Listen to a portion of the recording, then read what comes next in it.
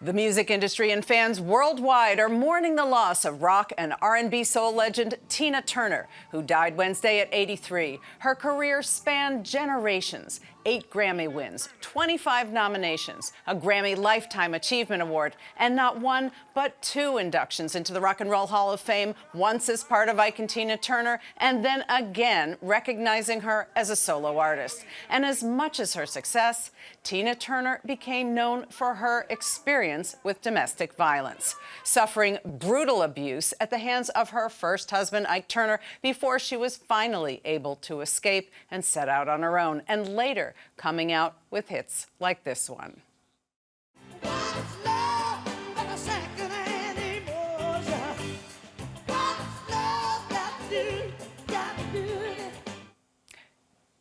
Joining me to discuss her musical and personal legacies are Danielle Queen D. Scott, the assistant chair of the ensemble department at Berklee College of Music, and a lifelong Tina Turner fan who performed the icon's music when she was a student at Berklee, and Reverend Traci Jackson, the director of the Domestic and Sexual Violence Project for Urban League of Eastern Massachusetts. So, Danielle, let's start with you. What is your personal connection to Tina Turner? I was such a fan growing up. I was Tina Turner for Halloween.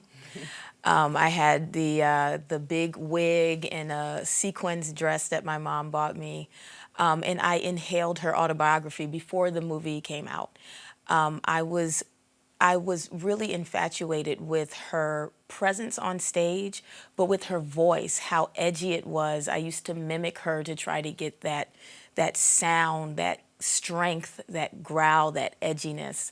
It was something I really was inspired by as a young musician. I saw a description of her voice as screaming dirt, I think it was, which really somehow seems to fit. Yeah. But tough to follow. Really, Absolutely. Really tough. Reverend Jackson, do you have a personal connection to Tina Turner?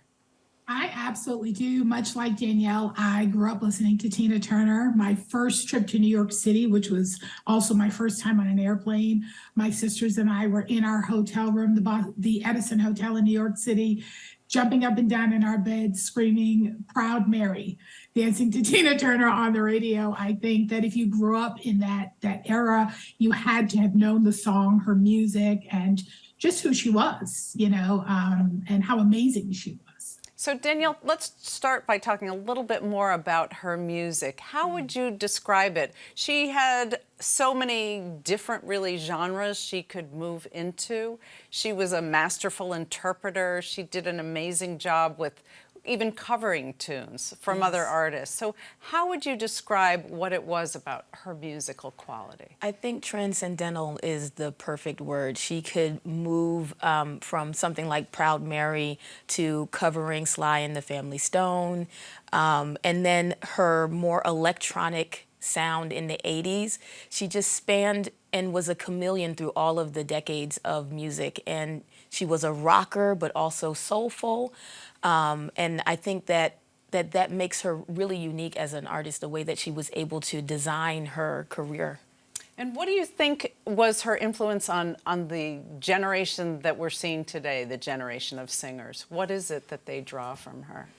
I think her strength on stage, her strength, particularly for women musicians, her strength as a commanding the stage, commanding a band of males, commanding background singers, dancing and moving around the stage, but still having so much versatility with her voice, I think is really inspiring to others. And the generation of musicians that she inspired, like Rolling Stones, I think that all the people who are inspired by them are inspired by Tina Turner, whether they know it or not. Right. But when she was performing, she was early on certainly covering up a lot of pain.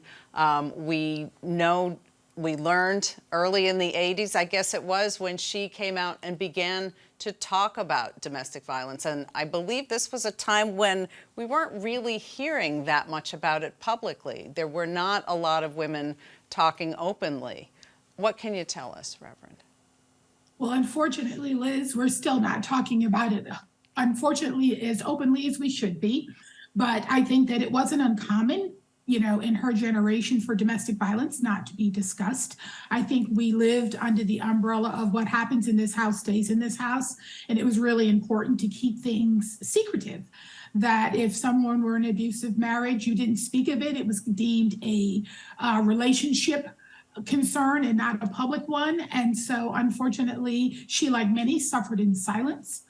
But we know that she met Ike when she was very young, 17 to be exact, and he was 8 years older than she was. So it's fair to say that there was a grooming process that took place there, that he recognized her for her talent and gained control over the relationship rather quickly. Absolutely, and so much so, I read she was really a commodity for him. He trademarked her name. Which is a pretty incredible thing, meaning she could easily have been replaced. Absolutely. Absolutely. And so, we say in this work that, no one punches you in the face on a first date. If they did, there'd never be a second one. And so very oftentimes victims and survivors of domestic violence are trying to get back to the place when things were good. They've seen this person when things are good, and they just want to get back to that place, maybe not end the relationship, but make the abuse stop. And I think she, like so many, was in that place. She had a great career. She loved music. She loved him. But she wanted to get back to that place and kept believing that eventually they would. I wonder if people assume that, or maybe don't realize how much courage it took to do what she did, to break away from this powerful hold, to leave with no money in her pocket, and to reinvent herself. Do you think people still see that as an important legacy now? I think we see it now. I think it's better understood now, but I think for many years it wasn't something that people paid a particular amount of attention to. And I think now it also speaks to the framework in which we do this work when we try to help those that say, why doesn't she just leave? As opposed to why doesn't he or she stop abusing, right? We never ask that question. We always want to know why the victim isn't leaving. But it speaks to how we victim blame. But what she did was incredibly courageous. She left with nothing, as many victims and survivors do every single day, and start life all over again. And she did that, and was very courageous to talk about her story. Danielle, can you talk a little bit about her style? Because she was really prepared, almost like a doll, with the long hair and the short skirts. And, some of it reflected Ike Turner's vision of how she was supposed to be, almost tribal in the style, in the movements. How do you interpret that now? It continued to be a part of her success, that type of energy. How do you look at that now? I think I was just watching the music video for The Best, and how they had her, the image of her legs superimposed with the horse. And I was like, oh, I don't remember that being the connection, the strength of her legs and kind of this animalistic stereotype or trope. I do think that her style continues on. We saw it when she performed with Beyonce, Proud Mary, at one of the Grammy performances. But I think that her legacy of style, of showwomanship, of the strength of being a full performer, a dynamic performer, I think that legacy continues in somebody like a Beyonce, even a Megan Thee Stallion, if we go into hip hop. I think, and I definitely think the strength of her body, the iconic legs is still something that is iconic and something that a lot of female artists are striving towards. And she took ownership of that, right? Which really made the difference, I think. Yeah. What were some of your favorites? What are some of your favorites? What did you sing? What did you feel so connected to? Proud Mary, but also my very, very, I think the first song that I really gravitated towards was We Don't Need Another Hero. That was the jam. That's the Thunderdome song, which has really become an anthem, I think. And I think her presence in that movie really was my first insight into Afrofuturism, what we call now Afrofuturism. Just the costume and her presence and the song and the music, everything was just so forward thinking for me as a little Black girl watching this Black woman on stage or on the film was such a powerful moment for me. So as a musician, as a vocalist, what can you tell us, the rest of us who can't necessarily sing, what is so special about the quality of her voice and how she shapes a song?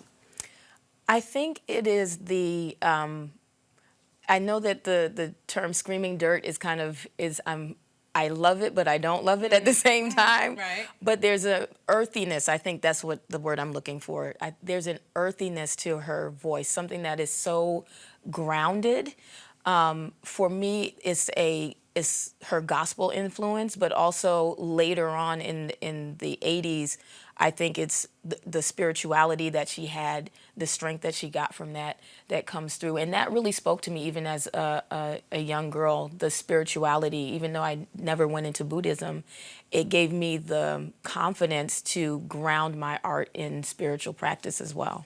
And Reverend, she used some of this spirituality as well to come to terms with many things in her life. Is that also an example that you use in your work? Absolutely. You know, part of what is unique about the project that I have at the Urban League is the inviting of faith leaders to the table as first responders. And so it's bringing them on board because they quite possibly can be the first one someone discloses to.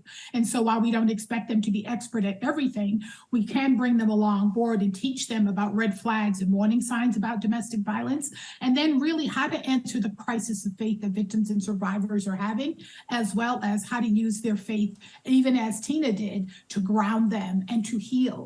Because we generally have, most of us experience some kinds of trauma in our lives. And so domestic violence becomes yet another traumatic experience for a victim or survivor. So we want them to be able to tap into the part of themselves that they've used in the past to bring healing and to bring hope. And faith is oftentimes what is used for a victim of faith to overcome and just to have the support of their faith community as part of their healing journey.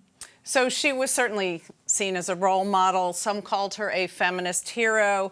I want to play a little bit of sound from an interview she did with Larry King on CNN in 1997, and she was talking about being a feminist hero. Do you realize that you are a feminist hero in America? Heroine? I'm beginning to. You see, it wasn't something that I planned. I kind of see it as a gift. Because of the life I lived, it had a meaning. And I think that the meaning was all of what is happening now. I think that if I had not given the story to the world, maybe my life would not be as it is. Reverend, what do you think women who are suffering abuse draw from that kind of message? I think it gives them the ability to share their own reality. I think that sometimes one of the greatest challenges of domestic violence is that it's isolating. And so it can leave one believing that they're the only person this is happening to. And so when someone like Tina Turner comes public and says, you know what, regardless of race or age or ethnicity or economic status, this can happen to anyone. It doesn't have anything to do with education. It doesn't have anything to do with any of those things. It can happen to anyone. And so her coming public says to other victims and survivors that they can too, and that they don't have to hide. There's no shame in what they've experienced. The shame is on the abuser and not on the victim or survivor. And I think that's what she said. Okay, Danielle, very quickly, because we have to wrap it up. What song, for those who may, if you can believe it, not be familiar with Tina Turner's music, what song do you urge people to listen to? Proud Mary, 100%. Okay. All right, Yes. You heard it here. And there are many more. River Deep, Mountain High doesn't get enough play, I think, but okay. So Danielle and Reverend, thank you both for joining me.